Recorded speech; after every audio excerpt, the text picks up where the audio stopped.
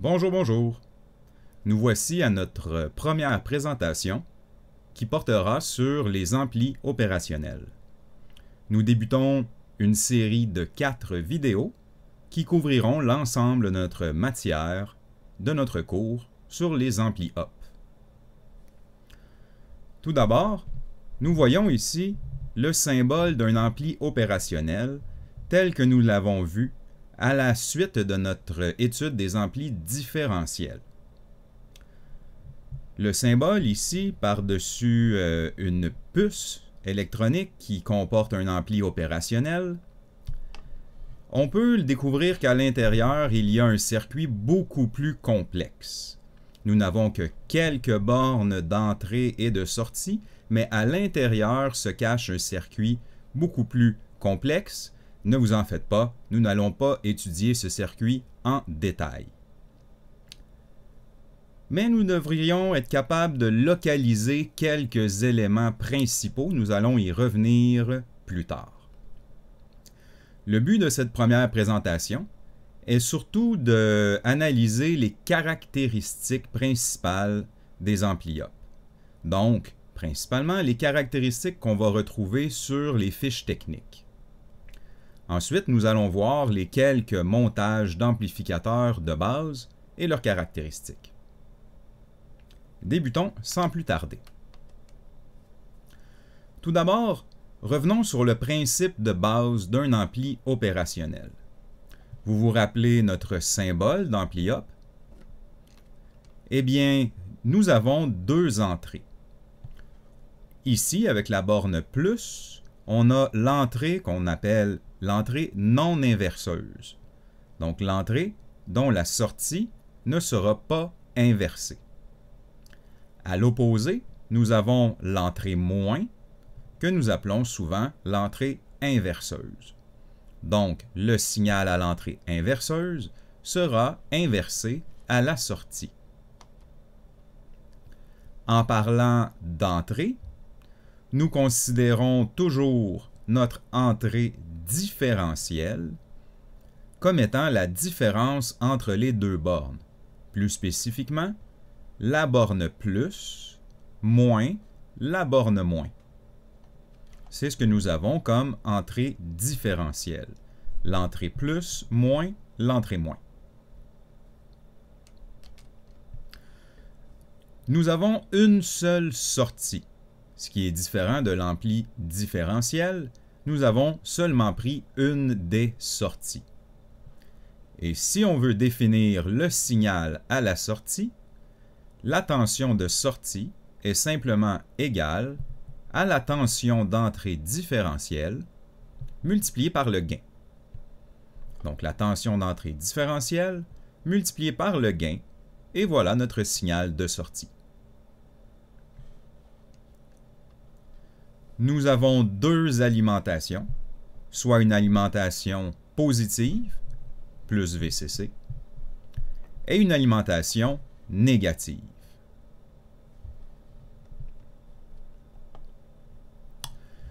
Si on prend l'ensemble de l'ampli up, plusieurs paramètres sont importants. Regardons donc cette fiche technique et vous allez voir que j'ai souligné les majorités des paramètres les plus importants. Nous allons les regarder un par un. Commençons tout d'abord par le premier paramètre. Ce paramètre s'appelle la tension de décalage d'entrée. Nous voyons dans la fiche technique Input Offset Voltage. Pour un ampli up idéal, si nous avions 0 V de tension d'entrée différentielle, nous aurions 0 V à la sortie. Par contre, dans la réalité, il y aura toujours une petite tension d'erreur à la sortie. Même si nous appliquons 0 et 0 à nos deux entrées, il y aura une petite tension d'erreur à la sortie. La tension de décalage d'entrée, donc le Input Offset Voltage sur notre fiche technique, c'est la faible tension qu'on doit appliquer à nos entrées pour compenser l'erreur à la sortie. On pourrait donc dire que c'est une compensation. Quelle petite tension dois-je mettre à l'entrée en millivolts? On voit que c'est entre 1 et 6 millivolts, donc c'est très faible, qui va me permettre d'avoir une sortie exactement à 0. Donc, ma tension de décalage d'entrée, c'est cette petite compensation nécessaire pour éliminer l'erreur de sortie. C'est un paramètre très important, nous allons le revoir plus tard dans notre présentation. Deuxième paramètre, mon courant de polarisation d'entrée. Un ampli-up idéal, on aimerait avoir une impédance d'entrée très élevée et donc virtuellement aucun courant qui entre dans mes bornes plus ou moins. Par contre, ce n'est pas la réalité. Dans la réalité, il y a un faible courant qui se mesure en nanoampères. Donc, vous voyez ici entre 80 et 500 nanoampères, un très faible courant, qui permet de polariser l'étage d'entrée. On aimerait bien que ce soit 0, le courant nécessaire, mais il y a un faible courant nécessaire quand même. Ce qu'on appelle le Input Bias Current, le courant de polarisation d'entrée. Un autre paramètre, notre impédance d'entrée. On vient de le mentionner, on aimerait que l'impédance d'entrée d'un ampli opérationnel soit l'infini. Par contre, encore une fois, ce n'est pas la réalité. L'impédance d'entrée sera une résistance très élevée. Donc le Z-in est toujours très élevé. Si on regarde dans notre fiche technique, ici, Input Resistance, nous avons entre 0.3 et 2 mégaohms. Donc, c'est une impédance très élevée, on est dans les mégaohms. Sur notre fiche technique, on trouve Input Resistance pour impédance d'entrée différentielle. L'impédance d'entrée différentielle se mesure entre une borne et l'autre, donc entre les deux bornes d'entrée. Certaines fiches techniques vont mentionner aussi l'impédance en mode commun, qui va donc être plus faible, qui est l'impédance entre une entrée et la masse, ainsi que l'autre entrée et la masse. Donc vous voyez la différence entre l'impédance en mode commun, où chaque entrée est prise individuellement par rapport à la masse, et l'impédance différentielle, soit entre les deux entrées.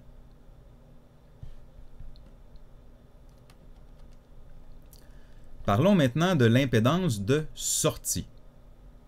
À la sortie, dans un ampli-up idéal, nous voudrions avoir la plus faible impédance de sortie possible.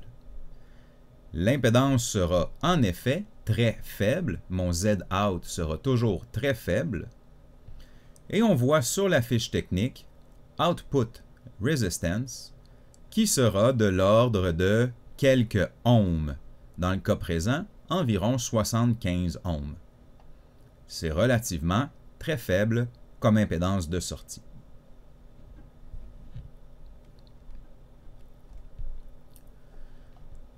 Nous avons une autre caractéristique qu'on appelle l'échelle des tensions d'entrée, ou la plage de tension d'entrée.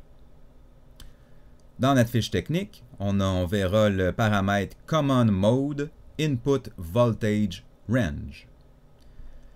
Selon une alimentation de plus et moins 15 volts, ce qui veut dire plus 15 volts en haut et moins 15 volts en bas, qui est notre condition de test typique, quelle plage de tension puis-je envoyer dans mes entrées? quel est le signal maximal que je peux envoyer dans mes entrées sans distorsion?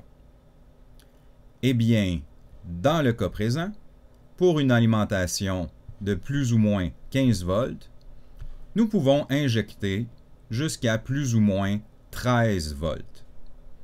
C'est la plage de tension d'entrée permise. Au-delà de 13 volts, vous vous doutez qu'avec une alimentation de 15 volts et les chutes dans les différents transistors, eh bien, il me reste peut-être 13 volts de plage dans lequel mon signal peut venir jouer, polariser plus ou moins mes différents étages et avoir un signal de sortie qui n'est pas distorsionné, donc qui n'est pas écrété. C'est mon échelle de tension permise à l'entrée. Allons maintenant pour une caractéristique intéressante, le gain. Eh bien, le gain, nous allons débuter par ce qu'on appelle le gain en boucle ouverte. Le gain en boucle ouverte, soit ABO, boucle ouverte, ou AOL pour Open Loop, sera tout simplement mon rapport entre ma tension de sortie et ma tension d'entrée différentielle. C'est la caractéristique de notre gain.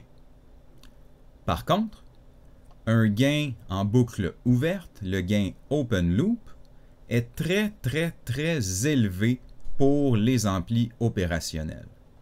Il est extrêmement élevé, mais en même temps, il est extrêmement instable. Nous allons donc voir que on utilise différentes méthodes pour limiter ce gain. Dans notre fiche technique, nous allons ici trouver un synonyme, soit le gain en tension des grands signaux ou le Large Signal Differential Voltage Amplification. C'est donc le AVD que nous allons regarder dans notre fiche technique pour le gain boucle ouverte et nous recherchons un gain très élevé. Il peut être exprimé en gain directement, en dB, ou dans une unité qu'on voit plus rarement, les volts par millivolt. Si on y réfléchit, des volts par millivolt, au final, c'est relativement simple. Nous avons ici, en typique, 200 volts par millivolt. Ce qui veut dire que si je mets 1 millivolt, je vais avoir 200 volts à la sortie. Évidemment, ce n'est pas possible réellement d'avoir 200 volts à la sortie d'un ampli-up qui est alimenté en plus 15, moins 15, mais c'est pour démontrer le gain. Pour un signal de 1 millivolt, j'aurai 200 volts à la sortie. On peut donc dire que j'ai un gain de 200 000. Ce serait en effet mon gain typique de mon ampli-up en boucle ouverte. Un gain très élevé, mais très instable, de 200 000 ou 200 volts par millivolt.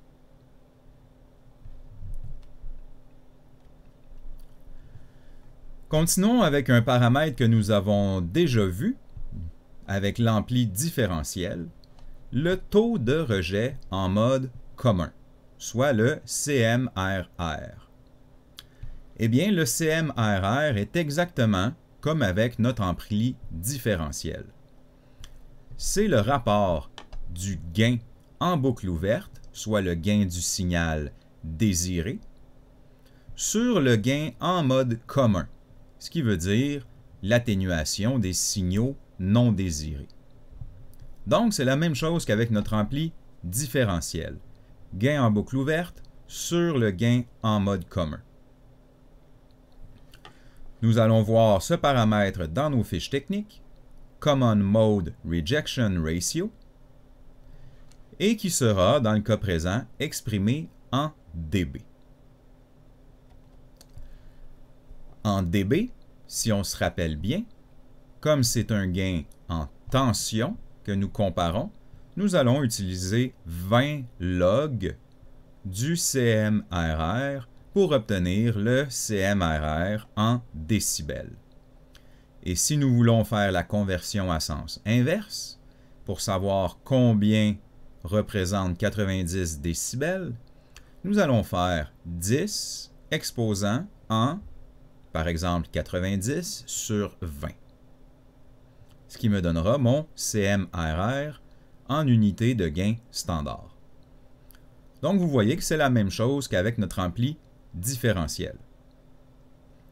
Nous allons toutefois se faire un premier exemple avec le CMRR pour s'assurer que vous êtes à l'aise avec ce type de calcul.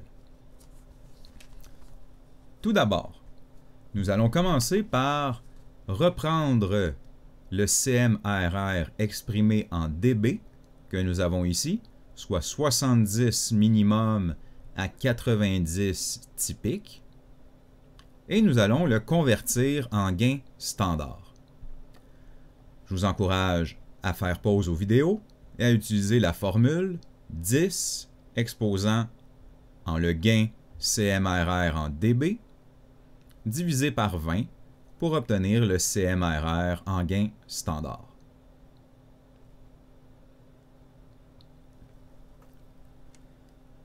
Si vous avez bien calculé, vous devriez obtenir 3162 pour le gain minimum et 31 623 pour le gain typique.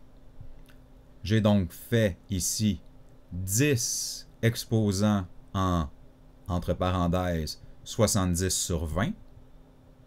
Et ici, j'ai fait 10 exposant en 90 sur 20. Et ça m'a donné ces deux valeurs ici présentes. Maintenant, on va essayer de déduire d'autres valeurs à partir de ça.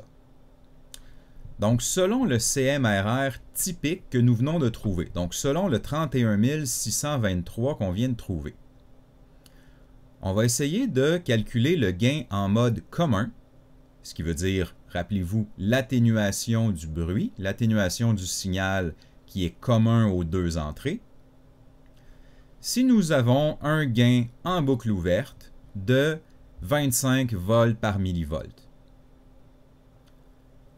Tout d'abord, 25 volts par millivolt, on devra le convertir et nous aurons donc un gain de 25 000.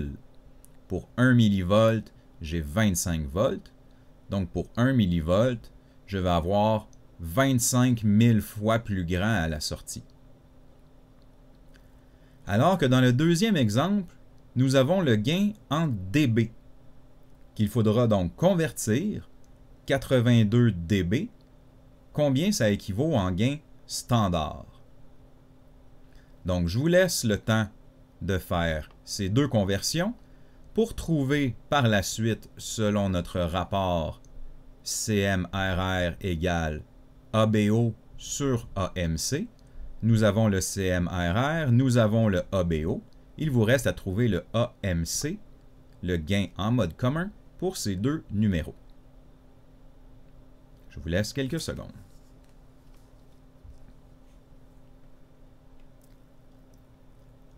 Regardons les réponses ensemble. Eh bien, pour le premier exemple, si nous avons un gain de 25 000, nous allons bien faire, selon notre formule, 25 000 divisé par 31 623 et nous allons obtenir un gain AMC de 0,79. Ce qui veut dire que tout signal sera atténué de 0,79 fois tout signal non désiré. Pour notre deuxième exemple, 82 dB, si je le convertis en gain standard, ce qui veut dire 10 exposant en 82 sur 20, j'obtiens un gain de 12 589. Encore une fois, j'ai mon gain ABO je le divise par le CMRR pour obtenir mon AMC. Donc, 12 589 divisé par 31 623, je vais obtenir un gain en mode commun d'environ 0.4, 0.398. Ce qui veut dire, encore une fois, un signal non désiré de 1 volt, par exemple, à la sortie sera atténué et ne sera que 400 millivolts à la sortie. 398 environ. Si on va dans l'autre sens maintenant, selon le CMRR typique, donc le 31 623, quel serait le gain en boucle ouverte si nous savons que notre gain en mode commun est de 0.35? Eh bien là, dans notre formule, nous avons, on pourrait dire, la voie facile. Nous faisons tout simplement CMRR fois AMC, donc 31 623 multiplié par 0.35, et nous allons avoir 11 068 de gain en boucle ouverte. Je prends quelques secondes pour démontrer l'imprécision du gain. Vous voyez que nous avons un gain entre 70 et 90 dB, ce qui veut dire un gain en boucle ouverte entre 3000 et 31 000. C'est extrêmement instable. Imaginez-vous, pour un ampli-up, vous allez avoir un gain de 3 ou 4 000, alors que pour un autre ampli-up, vous allez avoir un gain de 30 000. C'est très, très instable et c'est donc, pour beaucoup de situations, impossible à travailler avec un gain aussi instable. Nous allons voir plus tard comment résoudre ce problème.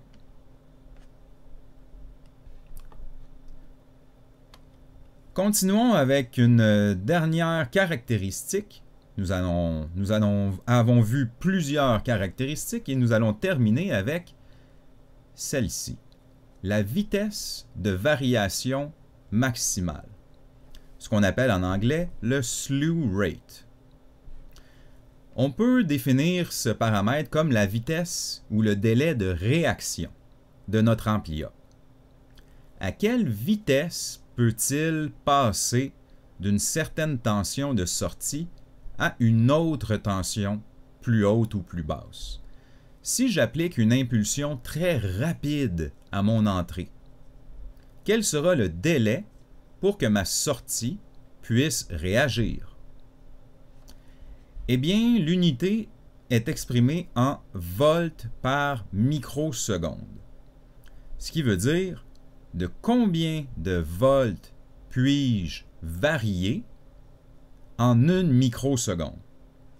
En ce moment, en 1 microseconde, mon ampli-up peut varier de 1/2 volt. Ce qui veut dire que si j'ai une tension d'entrée qui augmente brusquement,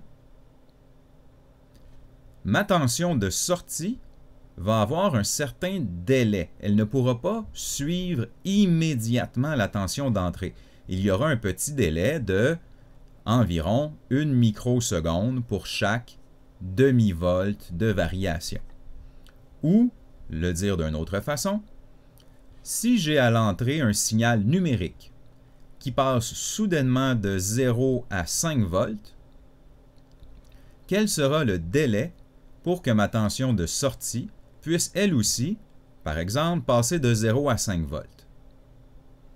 Eh bien, dans le cas présent, j'aurais besoin de 10 microsecondes de délai pour passer jusqu'à 5 volts, par exemple. Donc, c'est mon délai, ma vitesse de variation. Combien puis-je varier en 1 microseconde à ma sortie?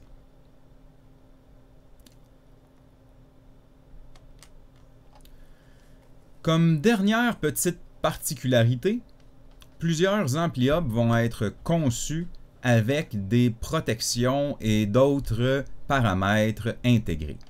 Par exemple, la majorité vont avoir une protection contre les courts-circuits. Ce qui veut dire, si je mets ma sortie de mon ampli-up à la masse, eh bien, il y aura une protection à l'interne, une certaine limitation de courant à l'interne pour empêcher de brûler mon ampli-up. Nous avons aussi une protection contre ce qu'on appelle le verrouillage. Le verrouillage, c'est quand, dans un circuit typique, qui est probablement mal conçu, notre sortie sera bloquée à plus Vmax ou moins Vmax, soit à plus 15 volts ou moins 15 volts, et sera verrouillée à cette tension maximale. En fin de compte, cela arrive quand nous avons une boucle de rétroaction que nous allons voir plus tard et qui aurait des problèmes de conception ou qu'on tomberait dans une situation en verrouillage. Nous allons revoir cette caractéristique plus tard. Nous avons aussi dans beaucoup d'ampli-up deux bornes qu'on appelle les bornes d'annulation de décalage. Dans le cas présent, ici, nous avons la borne offset N1 et offset N2. C'est ces deux bornes entre lesquelles nous allons installer un potentiomètre tel que représenté par la figure ici. Entre la borne N1 et la borne N2, nous plaçons un potentiomètre relié, vous voyez, à la tension moins V en bas. Le but de ce potentiomètre, si vous vous rappelez la tension de décalage d'entrée, c'est pour éliminer la petite erreur. Donc, même si j'ai 0 et 0 à mes bornes d'entrée, je n'ai pas nécessairement 0 à ma sortie. Je vais avoir une petite tension d'erreur et vous vous rappelez que ça prend quelques millivolts pour compenser à l'entrée.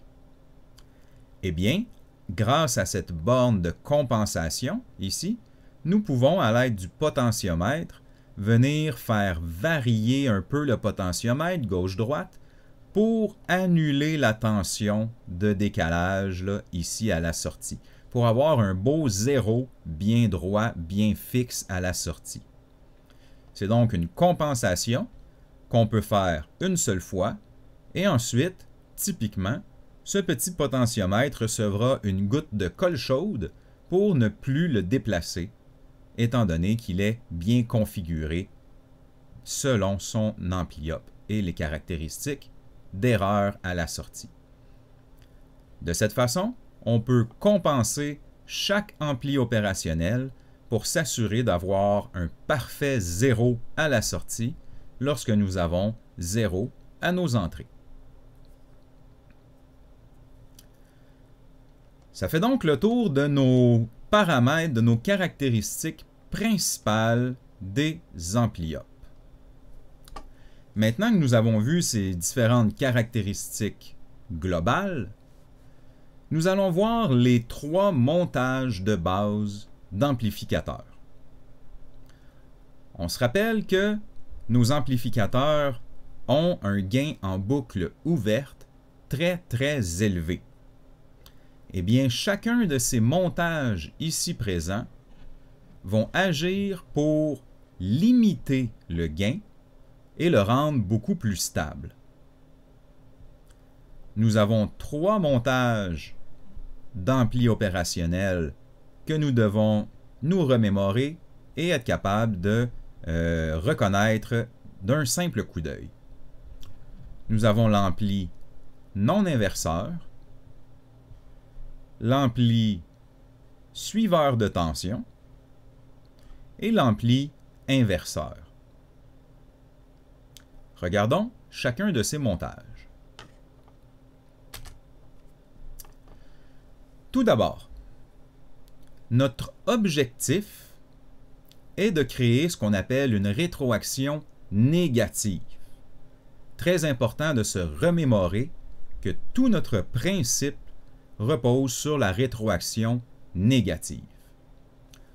Une rétroaction négative, ça peut être défini par le fait de prendre une partie de la tension de sortie et de la réinjecter à l'autre entrée ou à l'entrée inverseuse dans le cas présent, de façon à se soustraire au signal d'entrée.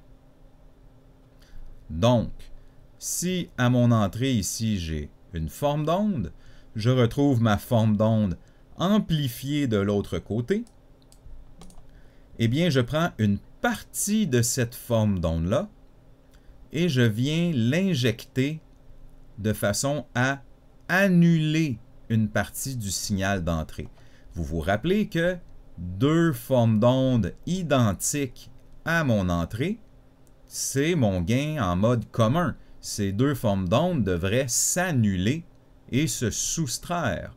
On se rappelle, la tension d'entrée, c'est V entrée plus moins V entrée moins. Si mes deux formes d'onde sont identiques, elles devraient s'annuler à ma sortie. Eh bien, nous, évidemment, on va s'arranger pour prendre une partie de ma tension de sortie et la réinjecter de façon à limiter mon gain. La raison, c'est que, comme on a vu, le gain en boucle ouverte est beaucoup trop élevé. On parle de dizaines de milliers, un gain de peut-être 20 000, 30 000 ou quelque chose comme ça.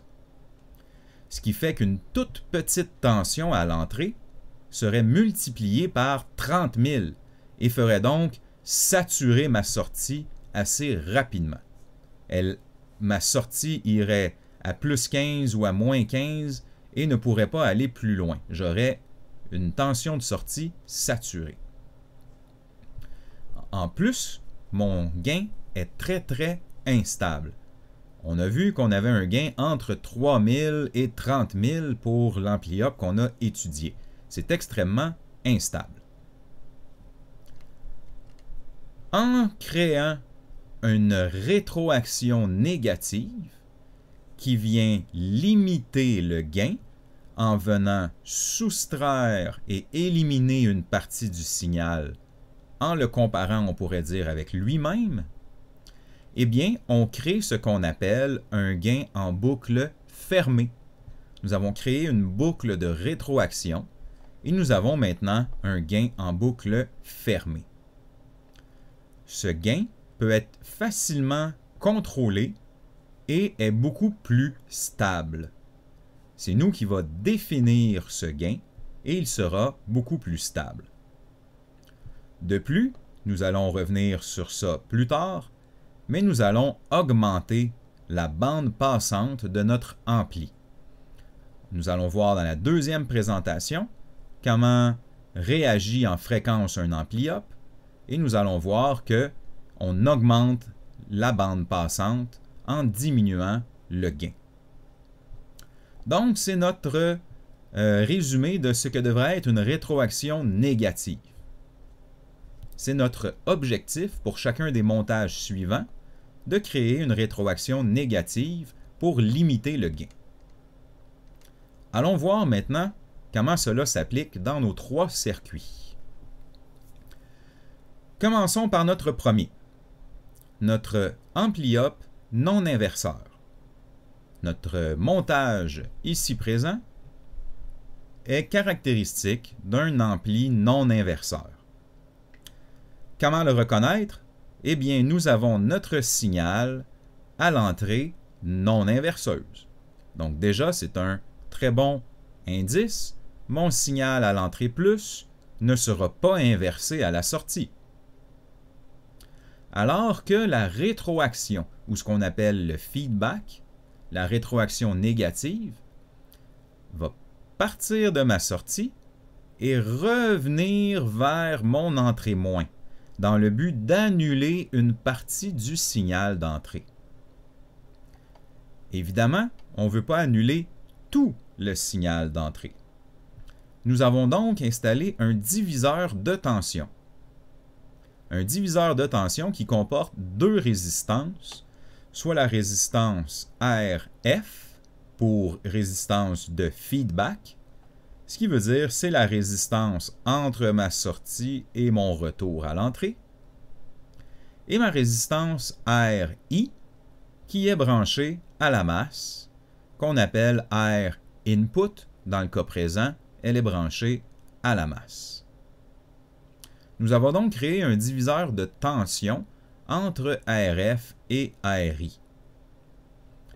Si on y réfléchit, ma tension de sortie passe dans RF et RI et la tension présente aux bornes de RI sera donc soustrait ici à mon entrée moins.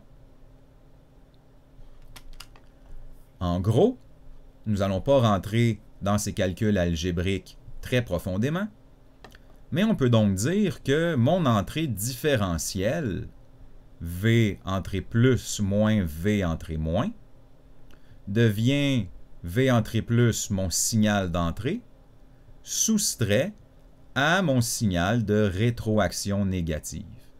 Donc, je viens soustraire une partie de mon signal d'entrée ici pour faire mon entrée différentielle.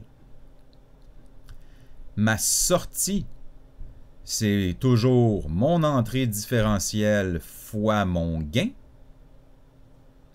Mais si on fait un petit brassage algébrique de tout ça, eh bien, on se ramasse avec notre formule de gain en boucle fermée pour un ampli non inverseur qui a évidemment un rapport avec mon diviseur de tension, réinjecté à l'entrée ici, soustrait à l'autre entrée, multiplié par le gain, et nous obtenons, après un petit brassage algébrique, cette formule clé que nous appelons gain en boucle fermée, le gain en boucle fermée non inverseur, qui est égal à 1 plus RF sur RI.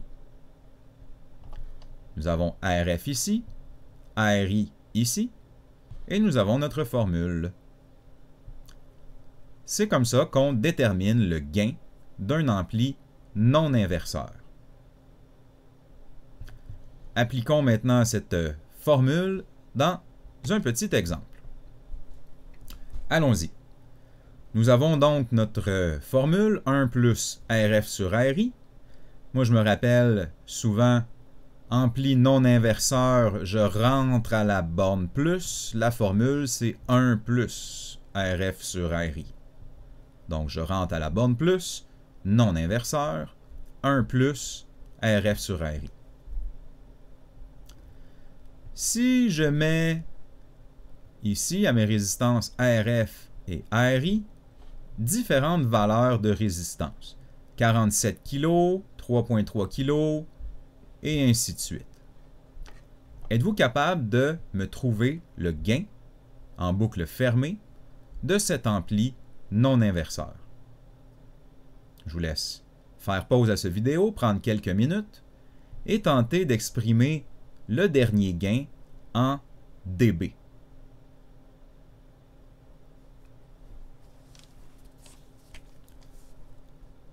Regardons nos réponses ensemble.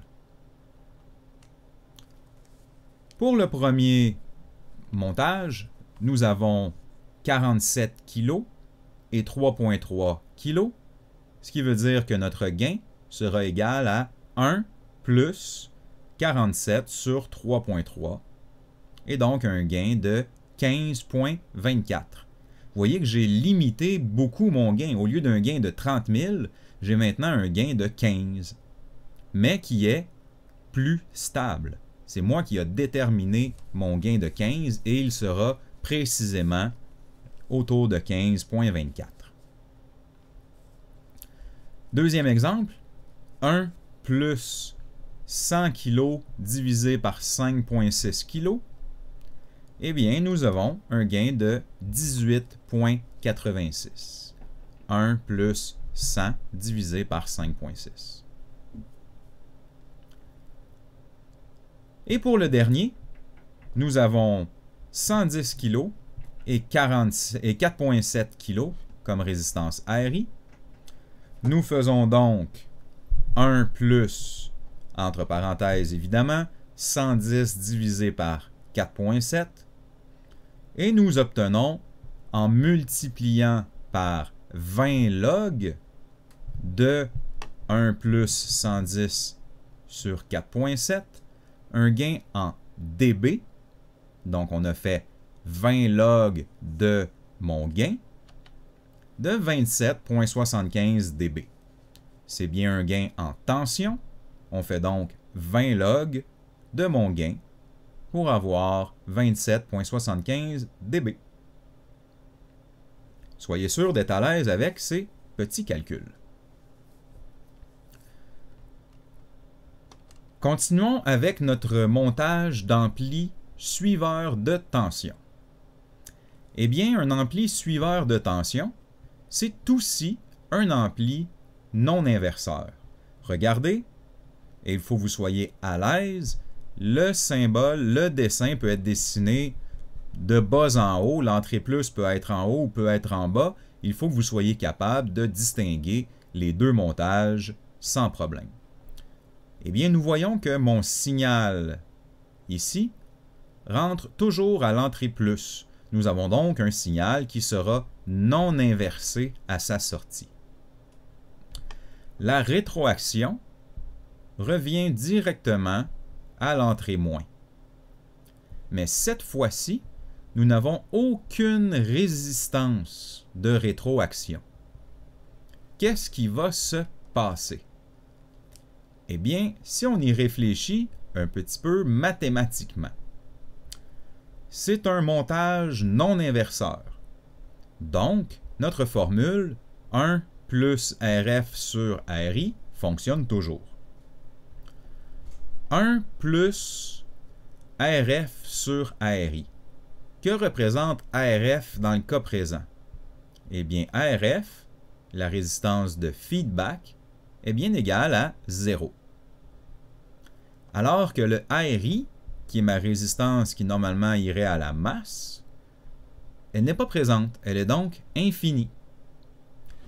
RF sur RI, 0 divisé par l'infini, représente donc 0.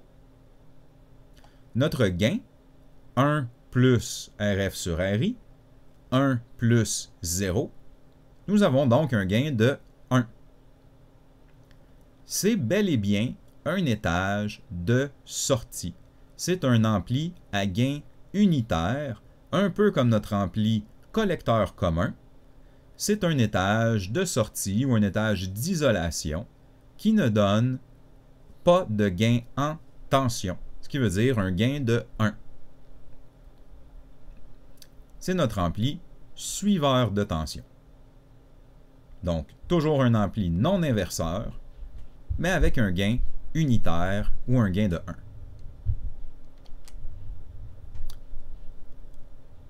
Et voilà pour notre suiveur de tension. Terminons avec notre montage ampli inverseur. Donc, déjà, on se doute que si j'ai un montage inverseur, c'est que mon signal va entrer à mon entrée inverseuse. Donc, le signal de sortie sera inversé du signal d'entrée. Si on y pense et que je veux faire une rétroaction, eh bien, mon signal à la sortie, il est déjà inversé. Je ne peux donc pas le réinjecter à l'entrée plus ici, parce qu'il va s'additionner à l'autre signal. Comme le signal est déjà inversé à la sortie, eh bien, je le réinjecte directement à sa propre entrée. C'est la différence d'un ampli-up inverseur.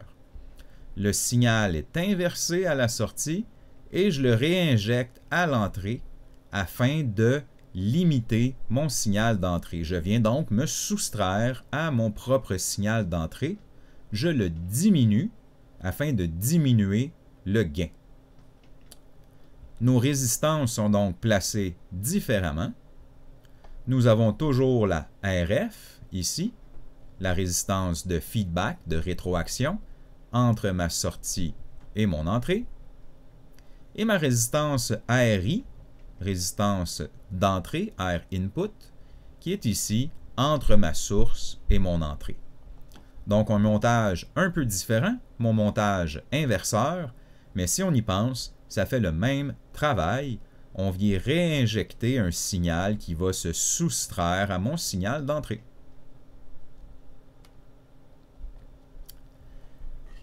Avec ce type d'amplificateur, nous avons, encore une fois, sans trop passer par la démarche algébrique, notre formule de gain en boucle fermée d'un montage inverseur, qui est tout simplement moins RF sur RI. Donc, je m'en souviens en me disant, mon signal entre à l'entrée moins, ben c'est moins RF sur RI. Et voilà notre formule pour l'ampli-up inverseur, moins RF sur RI. Le signe moins, qui est présent ici, signifie simplement que nous avons une inversion de phase. Une inversion car nous entrons à l'entrée inverseuse, bien évidemment. Donc faites attention, un gain négatif n'est pas une atténuation. Ce n'est pas comme un gain négatif en dB qui serait une atténuation.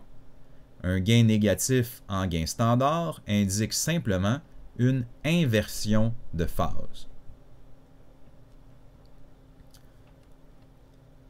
Allons donc maintenant se faire quelques exemples avec notre ampli-up inverseur. Nous allons tenter de trouver le gain en boucle fermée d'un ampli-up inverseur selon ma formule moins RF sur RI. Je vous laisse quelques minutes pour répondre à ces questions et nous allons résoudre ensemble ces problèmes.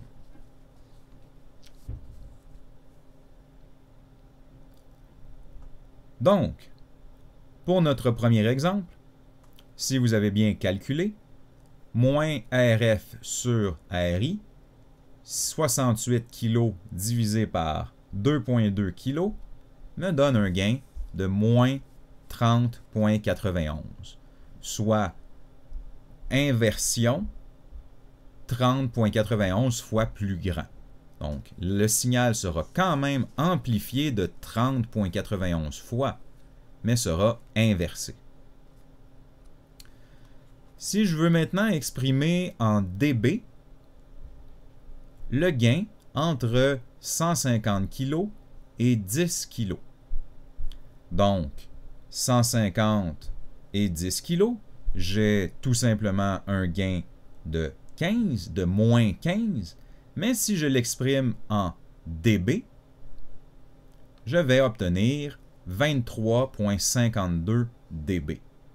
Et là, vous vous rendez compte que peu importe si j'exprime un gain inversion, donc un gain avec un signe négatif, mes dB seront toujours positifs, étant donné que un dB négatif sera une atténuation. Il faudrait que j'aille un gain de 0,1, 0,2 pour avoir un gain en dB négatif.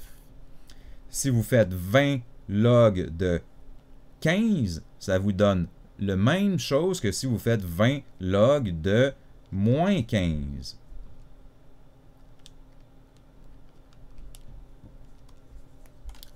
Soit 23,52 dB. Je teste en même temps avec ma calculatrice. Certaines calculatrices ne permettront pas tout simplement de mettre le signe négatif au gain en dB.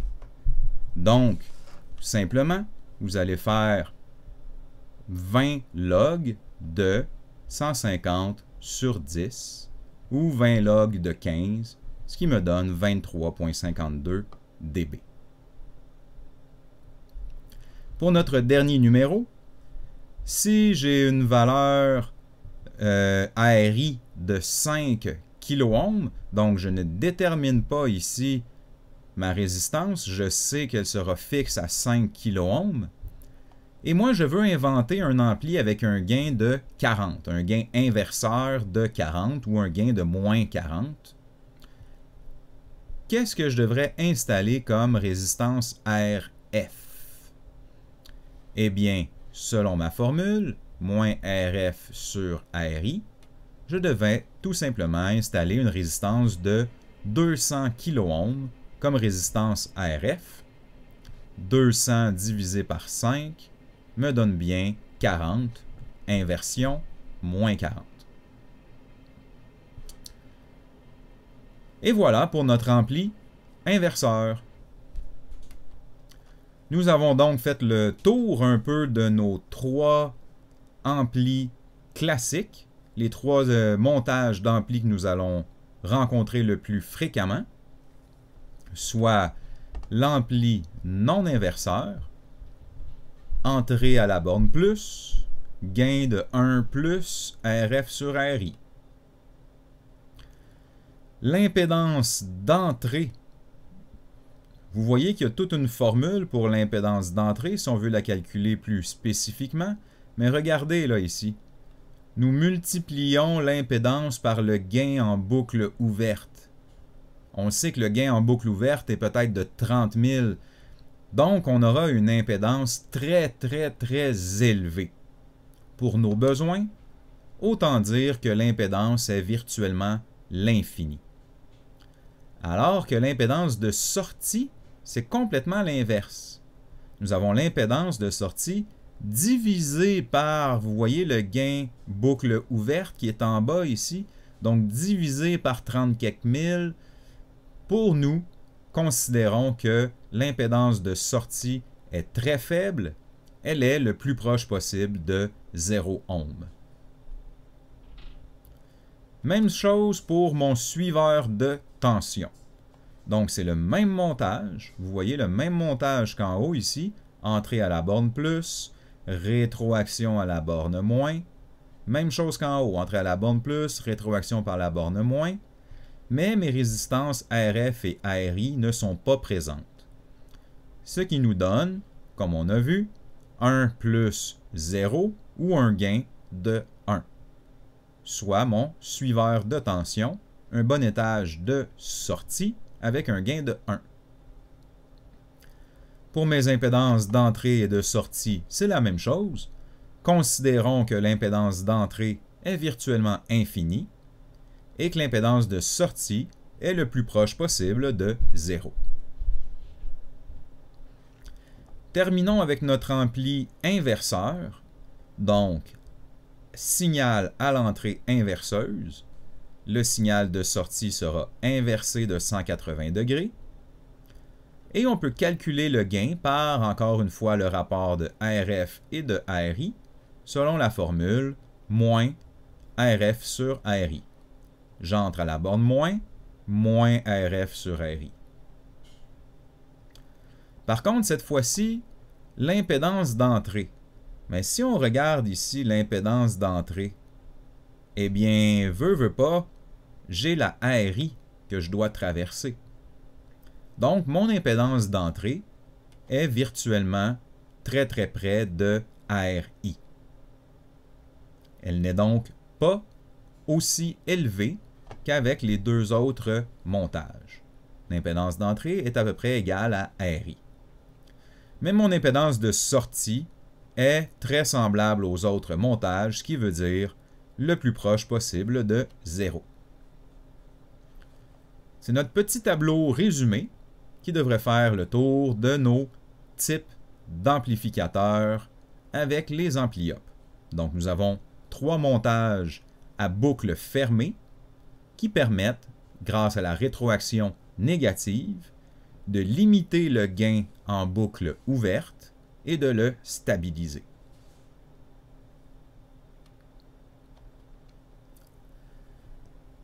Bon, terminons avec un petit élément par rapport au courant d'entrée. Eh bien, vous vous souvenez qu'on a dit dans nos caractéristiques au début qu'on aimerait bien qu'il n'y ait aucun courant à l'entrée. Par contre, ce n'est pas vrai. Il y a quand même un petit courant qui doit polariser mes transistors à mes bornes d'entrée. Dans un ampli inverseur, par exemple ici, j'ai un certain courant qui circule dans ma RI et j'ai un certain courant qui passe de ma sortie et qui revient par ma ARF. C'est peut-être un tout petit courant, mais il y a une chute de tension aux bornes de ARF et aux bornes de ARI.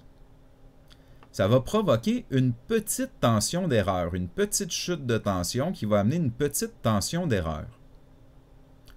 Pour compenser le courant de polarisation, on va avoir recours à une résistance de compensation.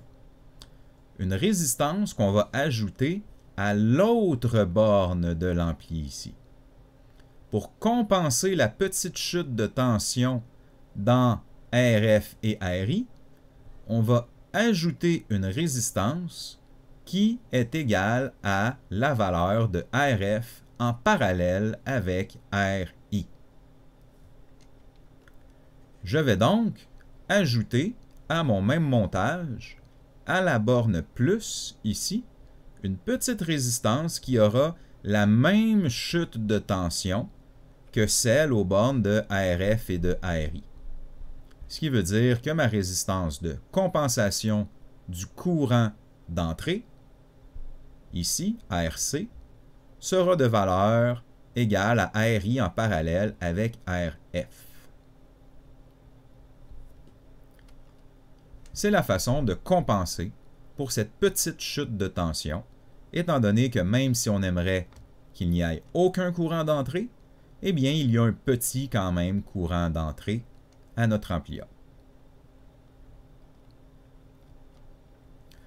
Pour un ampli non inverseur, eh bien, vous voyez ici, à ma borne plus, je rentre, à ma sortie, j'aurai un certain courant qui va revenir à mon entrée inverseuse. Et il y aura donc une chute de tension ici aux bornes de RF, lui aussi.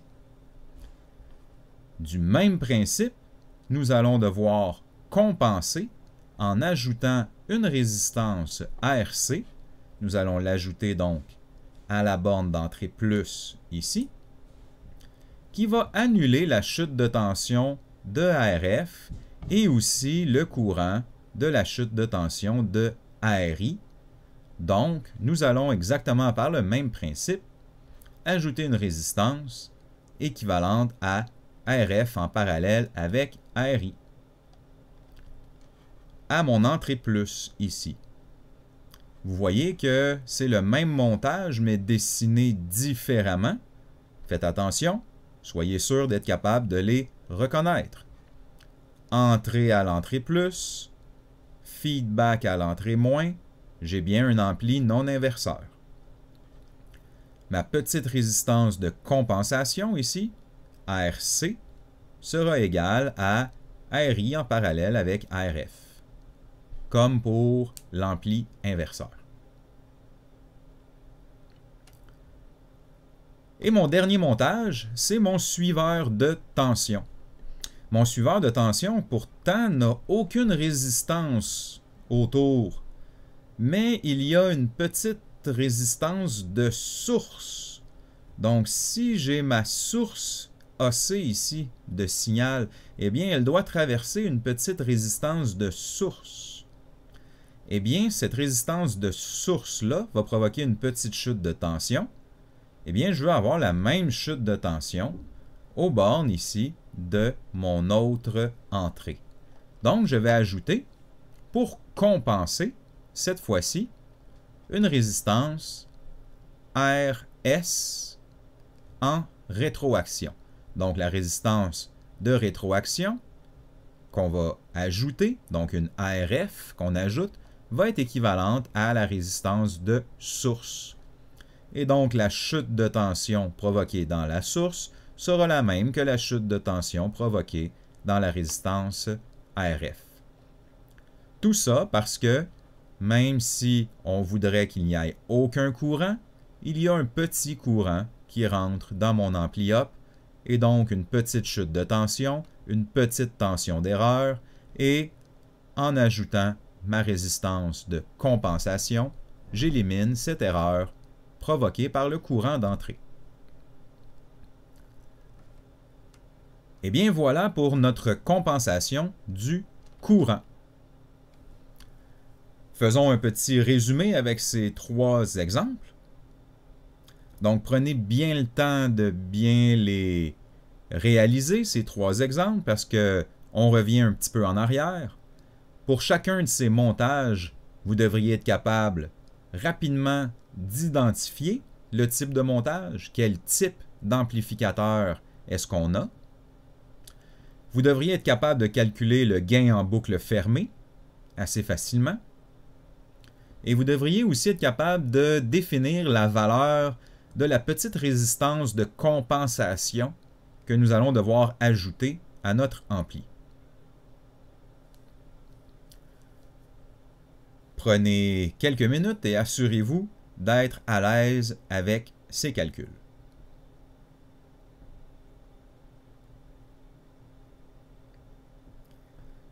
Allons-y pour les réponses. Donc, pour le premier, relativement simple, nous avons un suiveur de tension. Entrée à la borne plus, signal non inversé, retour à la borne moins, nous avons un suiveur de tension avec un gain de 1. Nous savons que le suiveur de tension a toujours un gain de 1. C'est un étage tampon qu'on appelle un étage d'isolation, gain de 1. Si j'ai une petite résistance de source de 500 ohms, il y aura une petite chute de tension ici qui va causer une erreur. Eh bien, je veux la même petite chute de tension ici pour éliminer l'erreur. Je vais donc mettre une résistance ici de 500 ohms pour compenser mon courant d'entrée. Voilà pour mon premier circuit. Pour mon deuxième ici, par où est-ce que mon signal entre? Il entre par l'entrée inverseuse. Nous avons donc un ampli inverseur. Quel est le gain d'un ampli inverseur? La formule, moins RF sur RI. Moins 120 sur 10, gain de moins 12. Ou donc 12 fois plus élevé, mais inversé. Gain inverseur de 12 ou gain de moins 12. Quelle est la résistance de compensation du courant que je dois mettre à l'autre borne afin d'éliminer toute source d'erreur? Eh bien, comme il y a une chute dans ma 10K et dans ma 120K, 120K en parallèle avec 10K me donne 9,23 kΩ et c'est donc une résistance ici de 9,23 kΩ que je devrais positionner pour avoir la chute de tension équivalente et éliminer mon erreur due au courant d'entrée. Voilà pour mon ampli inverseur. Et pour mon dernier montage ici, vous voyez le signal rentre à quelle borne? Il rentre à l'entrée plus. Nous avons donc un montage non inverseur. Quel est le gain d'un ampli non inverseur? Je rentre à la borne plus, c'est donc 1 plus RF sur RI. 1 plus 3.3 divisé par 1. 1 plus 3.3 me donne bien 4.3 de gain en boucle fermée pour ce montage. Et terminons avec la résistance de compensation que je dois mettre ici à mon entrée afin de compenser la chute de tension dans la 3.3 méga en parallèle avec la 1 méga. 3.3 en parallèle avec 1 méga me donne 767 environ kΩ. C'est la résistance que je devrais donc mettre ici pour compenser le courant de polarisation de ce montage. Eh bien, voilà notre petit retour, notre petit exemple des 3 montages avec leur compensation de courant. Nous avons parlé de la tension de décalage d'entrée. Et nous allons justement y revenir en ce moment. Nous savons qu'il y a une petite tension de décalage à l'entrée qui sera donc éventuellement multipliée par le gain et ça va donc donner une erreur importante possiblement à la sortie. Je dois compenser cette tension de décalage. On se rappelle qu'on a vu qu'il y avait dans la majorité des ampli-up deux bornes, les bornes offset N1 et offset N2, qu'on appelle les bornes d'annulation de décalage d'entrée. On veut ajuster ce petit potentiomètre ici pour avoir un parfait 0 à la sortie. Eh bien, au final, sans trop rentrer dans les détails, qu'est-ce qui se passe à l'intérieur de notre ampli-up? Bien déjà, si on revient sur notre gros circuit d'ampli-up, donc tout ce qui est caché à l'intérieur de notre petit triangle ici, eh bien, sans rentrer dans les détails, on devrait être capable de reconnaître l'étage qui est ici.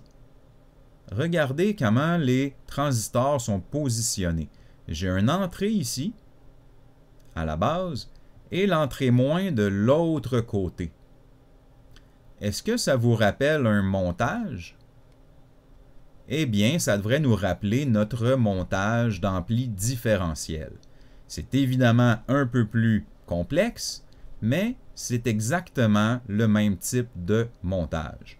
J'ai deux entrées, on pourrait dire, face à face l'une à l'autre, et vous allez voir que c'est au final un montage équivalent.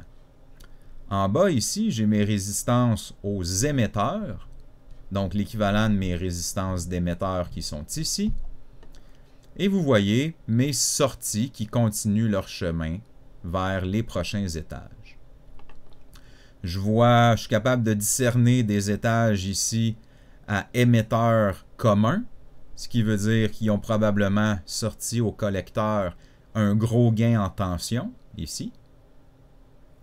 Et je suis capable de discerner aussi à mon output. Regardez le montage qu'on a ici, vous devriez reconnaître un push-pull. Eh bien, nous avons un genre de montage push-pull qui permet un bon courant de sortie. Donc, sans rentrer dans tous les détails, on est capable quand même de distinguer le fonctionnement global de notre ampli-up. Et qu'est-ce que les bornes offset viennent, sur quoi les bornes offset ici viennent interférer? Eh bien, vous voyez, offset N1 et N2, les bornes sont branchées à l'émetteur en bas ici, comme si je branchais une borne ici et ici de mon ampli différentiel. Eh bien, en faisant varier la tension à l'émetteur de mon Q1 et de mon Q2 à l'aide des bornes N1 et N2, je viens en fin de compte compenser la petite différence entre mes deux branches de mon ampli différentiel. Donc, même s'il y a une petite tension de décalage d'entrée qui me donnera une erreur à la sortie, en venant faire varier ce potentiomètre positionné ici entre les bornes N1 et N2, je viens faire varier ici la tension à mes émetteurs, la tension à mes émetteurs de mon étage différentiel pour équilibrer ma sortie à 0 V. Donc, on n'a pas du tout à se remémorer qu'est-ce qui est à l'intérieur de l'ampli-up. Je voulais juste quand même vous montrer que, même si c'est impressionnant, c'est pas sorcier. On est capable de se débrouiller un petit peu quand même avec ce type de montage et avec nos connaissances.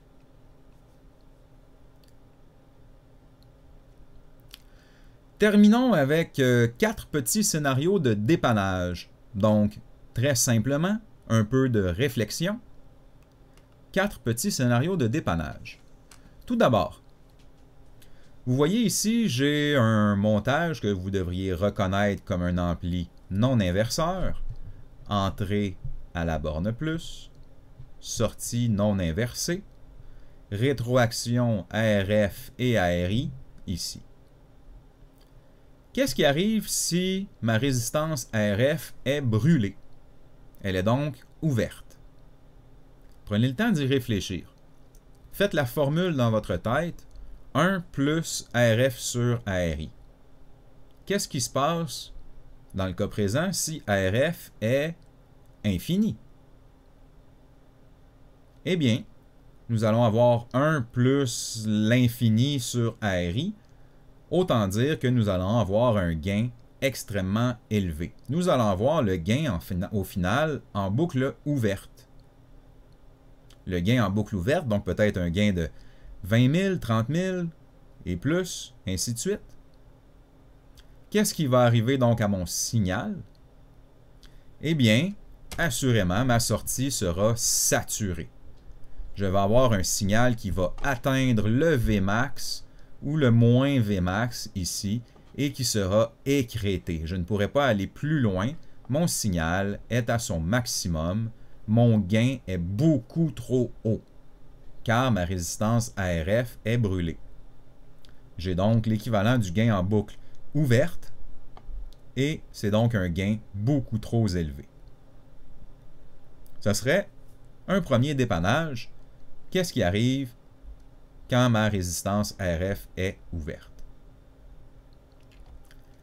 À l'inverse, qu'est-ce qui arrive si c'est ma résistance RI qui est ouverte, qui est brûlée? Encore une fois, 1 plus RF sur RI. 1 plus quelque chose divisé par l'infini. Autant dire 1 plus 0. Autant dire qu'on a donc un gain de 1. Avec ce type de montage, si on ouvre la résistance RI, on aura donc un gain de 1 à la sortie. Peu importe qu'est-ce qu'on va vouloir faire, j'ai l'équivalent d'un montage suiveur de tension. Malgré la résistance RF, je vais avoir un gain toujours de 1 à ma sortie. Ça pourrait me donner un indice que ma résistance RI peut être brûlée. Donc, soyez sûr de bien comprendre ces deux scénarios. Les autres scénarios, plus simples, disons, qu'est-ce qui pourrait causer qu'il n'y ait aucun signal à ma sortie? Bien, tout simplement, l'ampli-up peut être brûlé. Donc, dans le cas présent, si mon ampli-up est brûlé à l'intérieur, évidemment, je n'ai pas de signal de sortie. Ou dans le cas d'un montage inverseur, vous voyez le montage inverseur ici, entrée à l'entrée moins, eh bien, ma résistance d'entrée pourrait être brûlée aussi. Donc, entre ma source et mon entrée. Ce qui ferait la même chose, je n'aurais pas de signal de sortie, mais ce ne serait pas la faute de mon ampli-up. Donc, c'était juste des petits scénarios pour vous faire réfléchir un peu et mettre en application. C'est une bonne présentation que nous venons de voir ensemble. Je vous encourage à la reviser. C'est la base de nos ampli-up. Tout ce que nous allons faire dans les prochaines semaines sera construit à partir de cette fondation. Donc, soyez sûr de bien maîtriser ce que nous venons de voir ensemble. Je vous souhaite à tous une excellente semaine. Prenez soin de vous, prenez soin de votre santé et de celle de vos proches. Je vous souhaite une bonne fin de journée.